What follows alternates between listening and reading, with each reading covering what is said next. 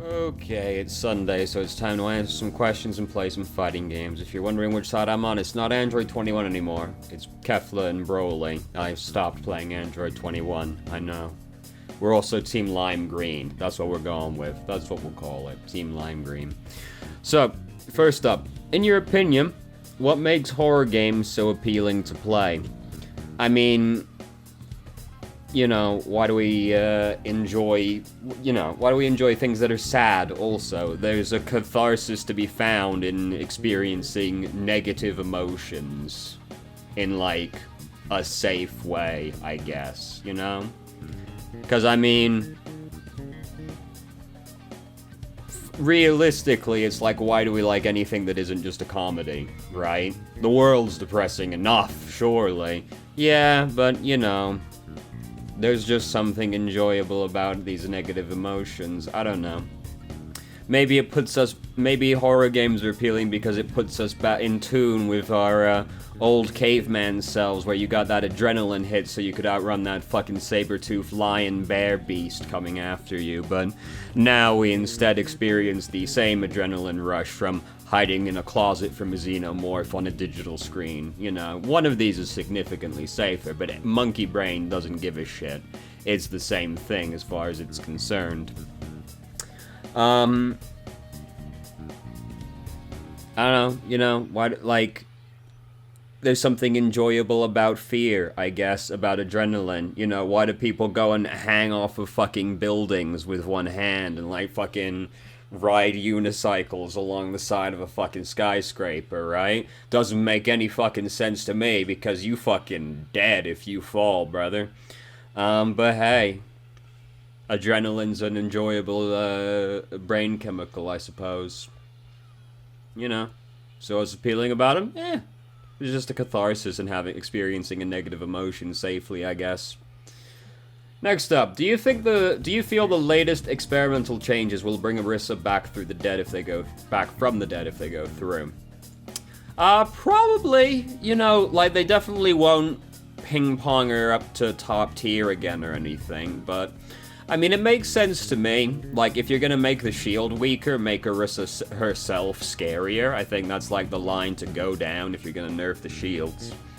I don't think the changes are strong enough to make Arissa, like, top tier, but I think she'll definitely be fine if they do go through. I hope they do go through. I feel like they're perfectly fine to go through.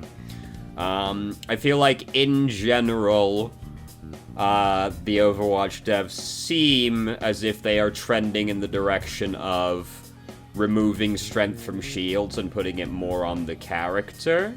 But it's taking them a while to get there. So, you know, maybe in, like, hopefully by the time we hit Overwatch 2, we'll have figured it out. You know, maybe then we can have Sigma be scary again if he's gonna have no shield, you know? If you're gonna have literally no shield, let that man, like, fight at the very least, but, you know. Arissa's one of those characters also who I feel always hangs in the periphery of being very strong, even if she isn't. Like, I feel like whenever Arissa is weak, she's always just barely weak, because her kit on principle is really good.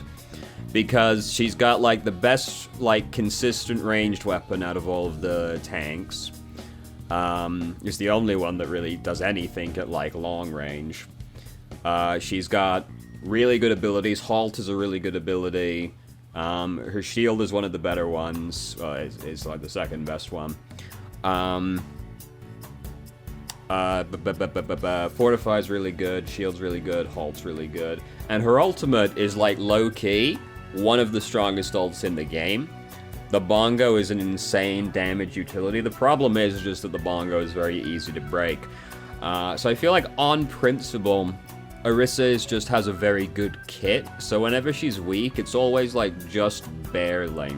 I feel like it's very easy to turn one of her knobs too far, and she becomes overpowered, as evidenced by the fact this has happened now a couple times. Anyway, yeah, she'll probably be fine if they do go through, and I hope they do go through. Next up, am I throwing for choosing Zenyatta instead of another healer? So, just to get this one out of the way first, As long as you are trying to win, you are not throwing. That's literally the only requirement. You know, you can throw accidentally by fucking up in the moment, but, like, picking a character is not throwing as long as you're trying to win on that character, alright? Just that simple. If you're trying to win, you're not throwing. And just ignore whatever anybody else says to you. So, I feel that Zenyatta is currently fine. Mostly just because the meta has shifted in a way that is more favorable for him now. There are less things out there that are traumatic for Zenyatta to deal with. Not to imply they're completely gone, but I feel like the game as a whole is less traumatic for Zenyatta right now, because in general it's much more hit-scan focused right now, so there's less worry of him just getting ganked by a Doomfist or something.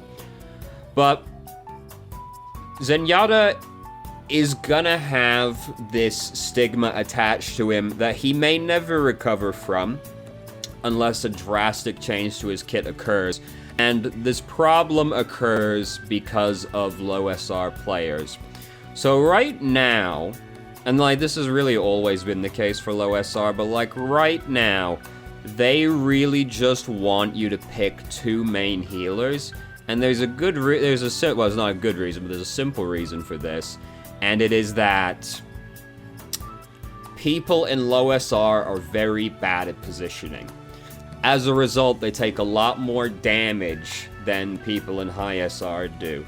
And this prompts a very specific reaction from them, which is they want big healing, because then this covers up the mistake of their bad positioning, because they're positioning badly and they're taking more damage. But if they're getting healed by a Moira and a Mercy, or an Ana and a Mercy, they are far more likely to survive their positioning snafu than if they were playing with a Zenyatta, because Zenyatta, of course, does very low healing outside of his ultimate.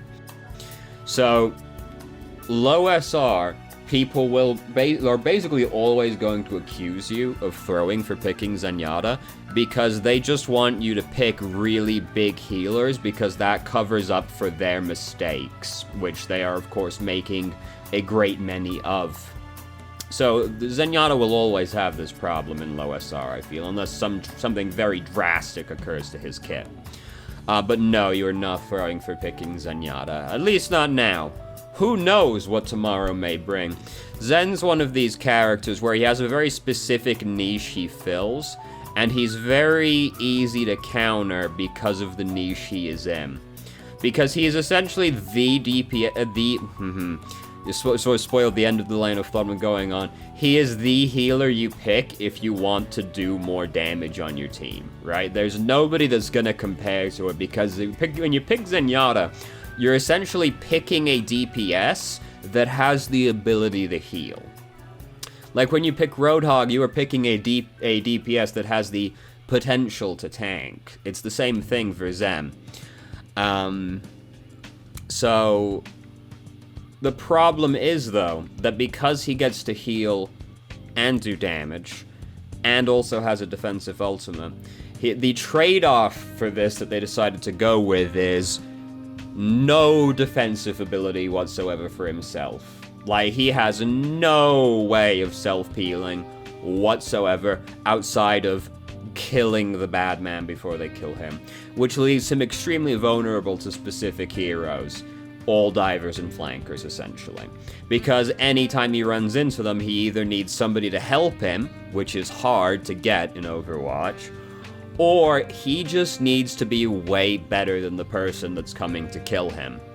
So, when the meta is aggressive, Zenyatta is going to be on a downswing just as a result of that. But when the meta is more passive and favoring more long-range heroes, then that's going to favor Zenyatta very dramatically, because then he doesn't have to worry about getting got by a fucking Doomfist or a Tracer as much as he would otherwise.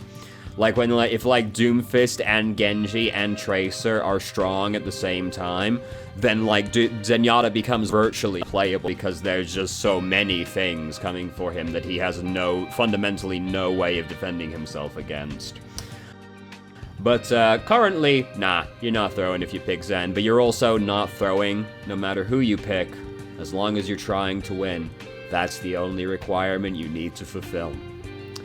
Next up, as a support, should I be focusing / keeping track of those currently in front of me, or go heal someone who uses the I need healing line?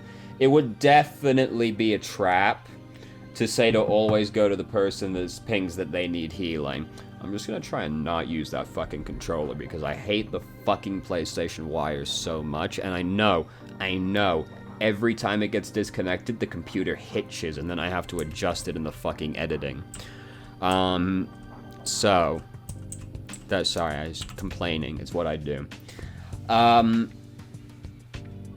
What was I saying? So it would definitely be a trap to say to focus the people that ping I need healing, because people ping I need healing if they stub their toe. You definitely can't take that as necessary. Now, if they are pinging I need healing, this is an indication that they probably at least feel like they are in danger. Some people are just assholes, but if somebody's pinging I need healing, there's a good chance they at least feel like they are in danger, so you should at least look. You should look and see if the person that pinged it does need healing. But then you decide from there whether or not they actually do. Just because they think they need healing doesn't mean they actually need healing.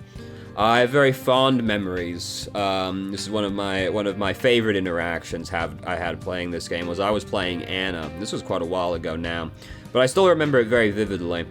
It was on Hanamura, which is where all of my traumatic memories seem to occur for some reason. This is where the Lucio memory occurs that you may be familiar with as well.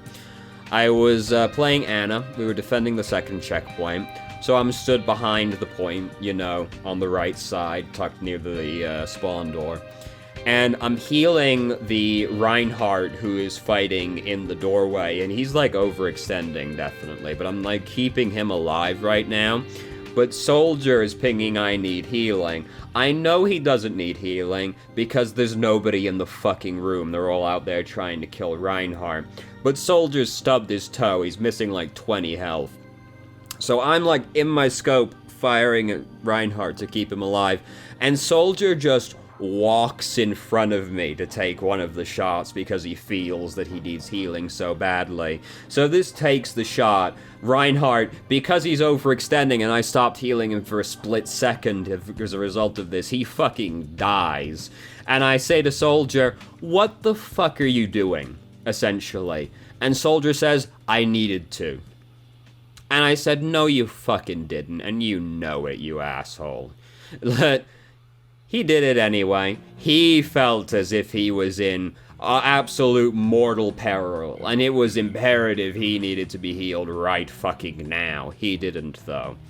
Anyway, so you definitely shouldn't trust people that are pinging I need healing, but you should at least look at them if they ping it to make sure, see if they actually do need healing or not, because they might. They probably don't, but they might. They might. The way that this goes is that, the people you focus on healing are the people that you feel are currently in most danger.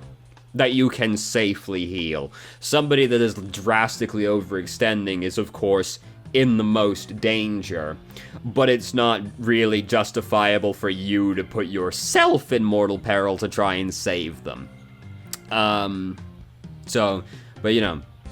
You just want to, try and keep track of everyone to the best of your ability, and the people that you focus on are the people you feel currently in the most danger, which is really hard to give hard and fast rules about, but a general guideline to be given is that a half-health DPS or healer is usually in more peril than a tank that is at half-health.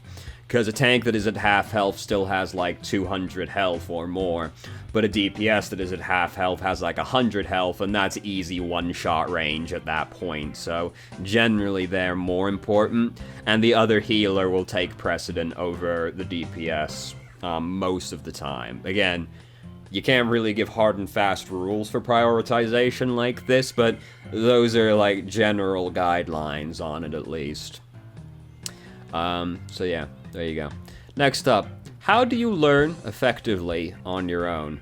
So, you really just need to play the game, to be honest with you. So, I know it feels this way when you're trying to learn how to do anything, really. Which is that you feel like if you just do the thing, you're gonna make no progress or you're gonna make progress at least really, really slowly.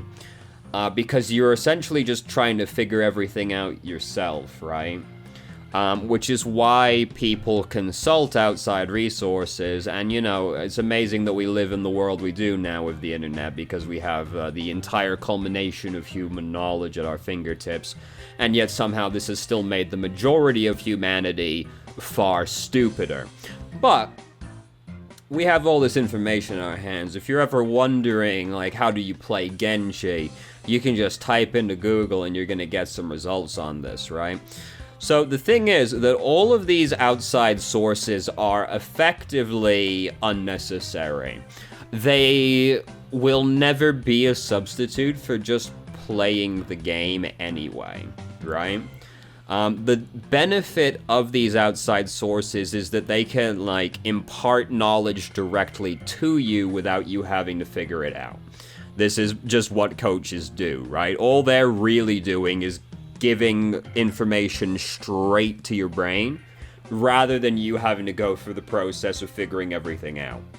So various guides and videos fundamentally just do that. They give you the information without you needing to figure it out. But you are, and I promise you that you are fully capable of figuring this information out for yourself, given enough time. People, of course, learn at varying paces. I like to think I learn quite fast, at least in regards to video games compared to most people. But that's probably just because I've played far too many of them in my life. But regardless, you are fully capable, because, I mean, you're here now listening to me, which is terrifying to think about.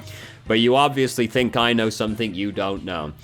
You are fully capable of knowing everything that I know right now without my assistance. But I can give you that knowledge without you needing to figure it out. That's the only benefit. So if you just do the thing by yourself, you will learn. If you want to learn how to efficiently do something on your own, just do the thing that you want to do, regardless of what it is. You want to play Overwatch, just play a bunch of Overwatch and you will figure it out given time, because eventually you're just going to be like, alright, I've done all XYZ, fucking A through Z, and out of A through Z, K, J, 5, 7, you know, all of these didn't work. Let's not do that, you know, and you just slowly figure these things out through time, just through playing the game, because you see what works and you see what doesn't work. And like, the way our stupid monkey brains are, sometimes this information takes a while to go through, but you can figure it all out yourself. You do have this power, I believe in you. But it can be very slow for some people. People learn at varying rates. But like, learning efficiently on your own, just do the thing, basically, and you will figure it out. Like, so, Fighterz was the first fighting game I ever learned how to play, right? And I've tried before, but fighting games are extremely hard genre to get into. Like, probably the hardest, though I hesitate to say this because, of course, like, competitive strategy games and MOBAs are also extremely difficult to learn. So, but like, fighting games, if not the most difficult genre to learn, are definitely one of the most difficult genres to learn. So this is the first one. I actually like, this is it. I'm gonna play this game until I figure it out. And I consulted very little in the way of outside resources for this. I did look at a few things. Like, looked at a few guides for the characters I was trying to play, which at the time were very simple characters. But I basically just played the game by myself and looked at, like, a couple of guides here and then. If there was something I really just couldn't figure out, I did look it up, but I looked up very little. And after about 200 hours, I would say I became good at the game, just through playing it myself. This is a very hard genre of game to get into. Something like Overwatch would be, I think, for the average person, if you saw very little outside help, and you just played the game really consistently with a good mindset to learn, I feel like you could probably, all of you, I feel like you could probably get to, like, plat, probably. Assuming you played, like, really consistently and you came into the game with, like, a good mindset for learning, you know. I think you could get to plat, the average person, in, like, 50 hours. Assuming you had no previous experience with the genre. If you had previous experience with the genre, it would be significantly faster, because then you don't have to learn fundamental aspects, but, like, you can do it. Like, it'll be fine, I promise. It might not be particularly fun, at least early on, because learning any skill is not fun. It's not fun, not early on anyway. You know, eventually it can become very fun, particularly if what you're trying to do is an extremely difficult hobby to get into, right? Like, they tend to be the most rewarding in the end. I find playing fighting games to be an extremely rewarding activity. But the downside to that is that it took me hundreds of hours to get good at it. And I had to get absolutely fucking stomped for at least hundreds of games, but realistically, thousands of games. Like, it was awful, actually, and I hated, like, every minute of it. But now I'm here. I fucking climbed that mountain in the end, and it is one of the most rewarding experiences I've ever had in my life.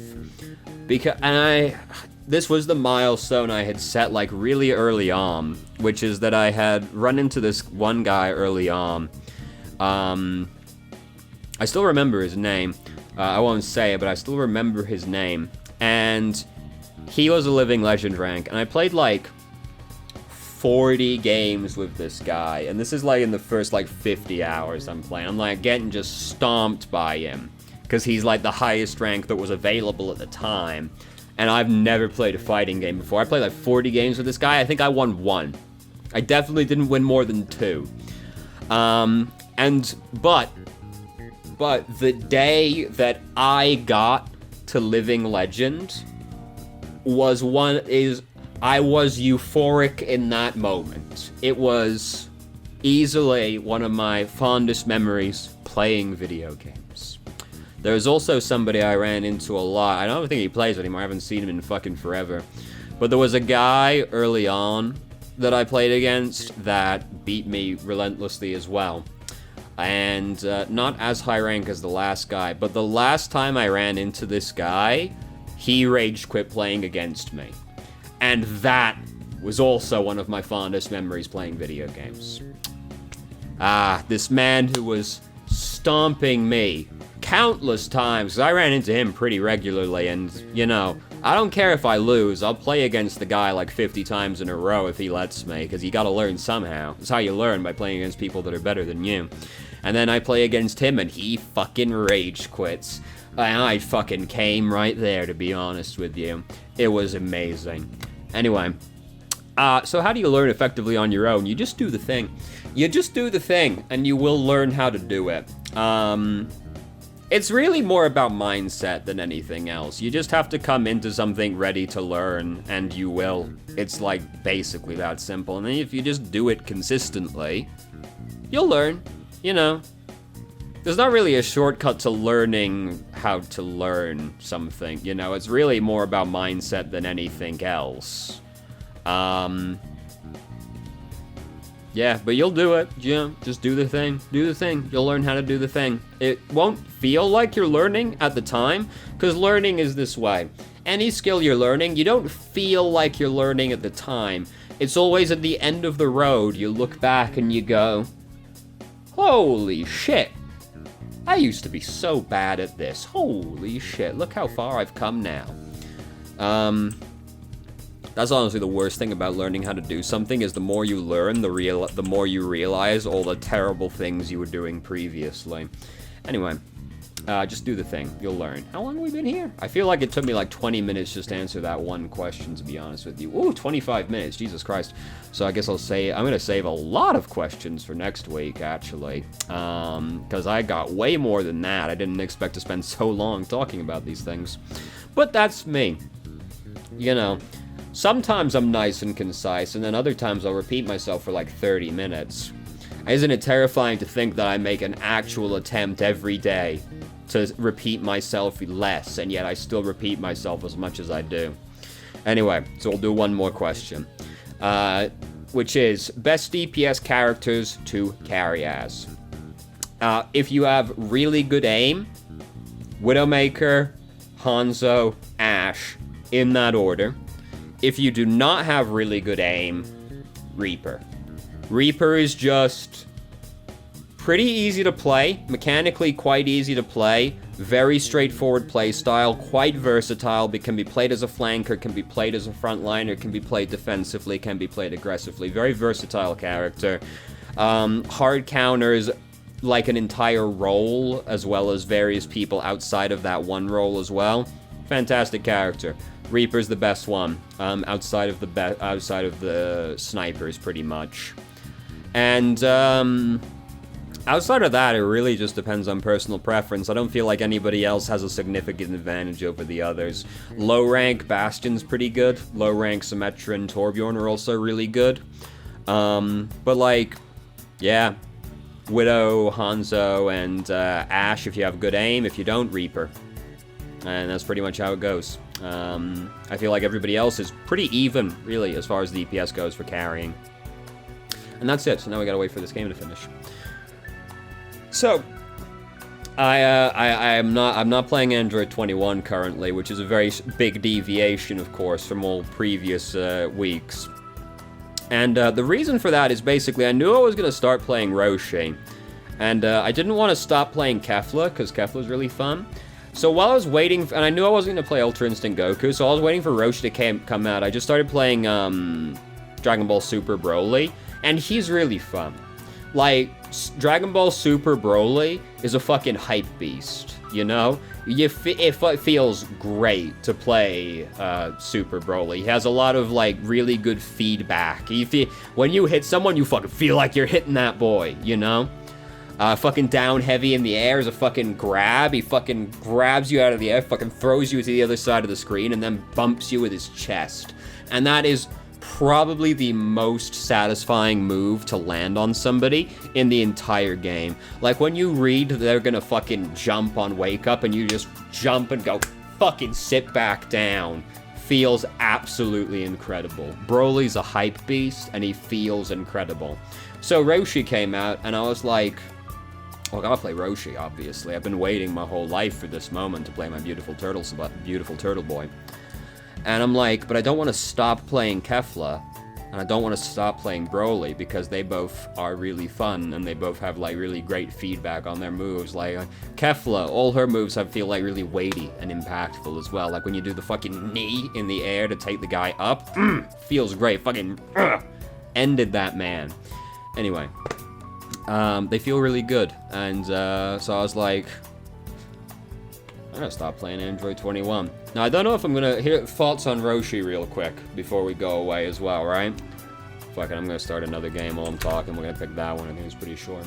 Because I'm probably gonna talk about Roshi for like 10 minutes now. Roshi's really cool. He is, if he isn't the hardest character in the game, he's definitely like top 3 hardest characters in the game. I can't really say because I don't play some of the other really hard characters, and someone like Cell is about to get harder to play because of a change he got. But like Roshi is easily one of the hardest characters to play. But he is really cool. He's got a lot of stuff going on. He is missing a core feature in the game that everybody has, which is that he can't super dash because Roshi can't fly. Which is why he does, like, to super dash, he Kamehamehas and the force just takes him somewhere. So he doesn't, like, home in on the person like everybody else does. He picks a direction and goes, pretty much. But this doesn't really seem to be that much of an issue. It really fucked with my muscle memory, I can tell you that much, which is terrible. There's a really specific reason that I won't explain because nobody's gonna care, really. But, like, there's a really specific reason that it fucks with me a lot. But it's admittedly because I developed a bad habit that I never stopped doing. Now I guess I'll have to, right? How unfortunate is that when you have to learn?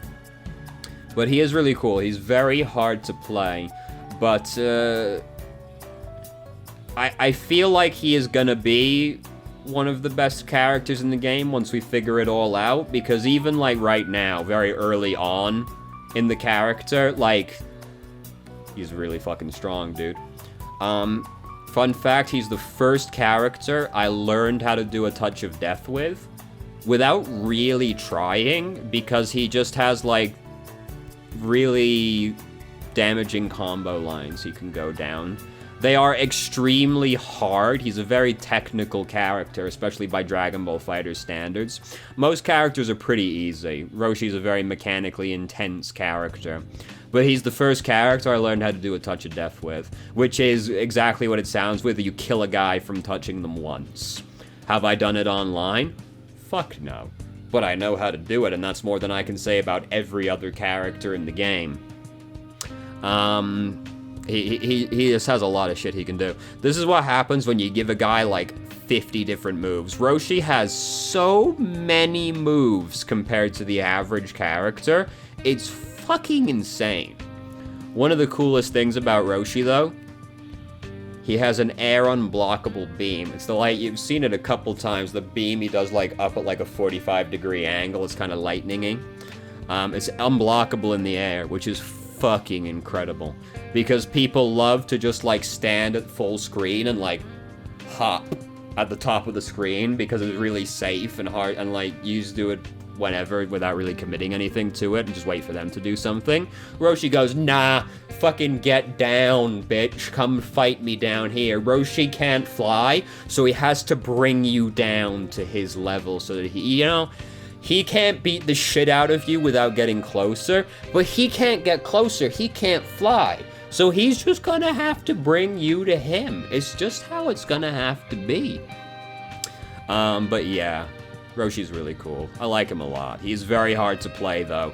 If you are learning how to play Fighterz and you want to play Roshi, maybe wait for a little bit on that one if you're not already comfortable playing the game.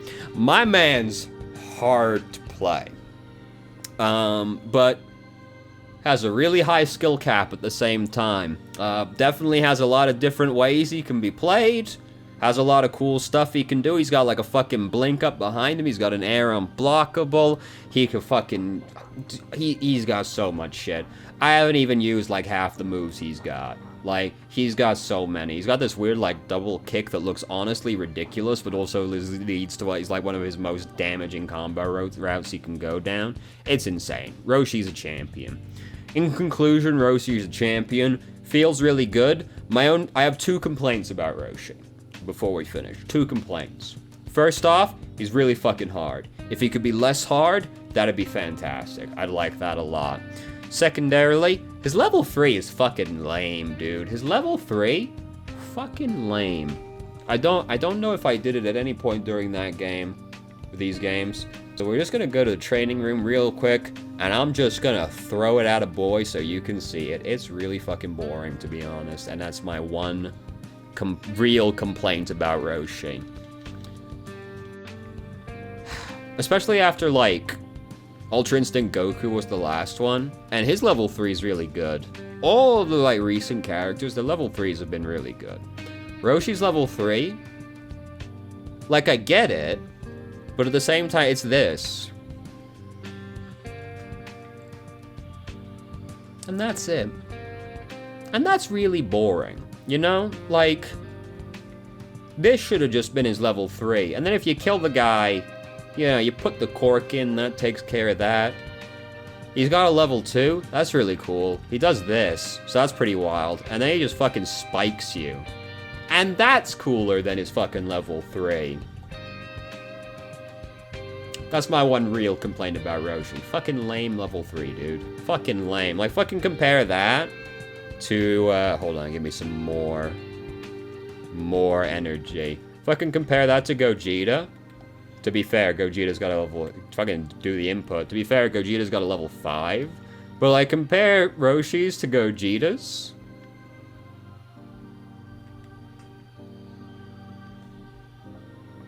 It's just not even close. It's just not even close. To be fair, Gogeta has, like, a lot of really cool stuff. Whatever. This one's actually my favorite, though. Mostly because at the end, you throw the pride flag ball at them, and they fucking explode. Just like being gay in real life. So, thank you very much for watching. If you did, if you have any questions, feel free to ask. More than happy to answer. If you have a question you want to see answered on the show, post a comment, join the Discord, send up a flare, whatever you want. Fireworks, smoke signals. I've started streaming on Twitch Thursday, Saturday, Sunday, 8 p.m. EST to 11 EST. There's links to channel in the description. And if you managed to make it all the way through the video and somehow still enjoyed it, please like the video and subscribe for more content of middling quality in the future. And I hope you found the video helpful.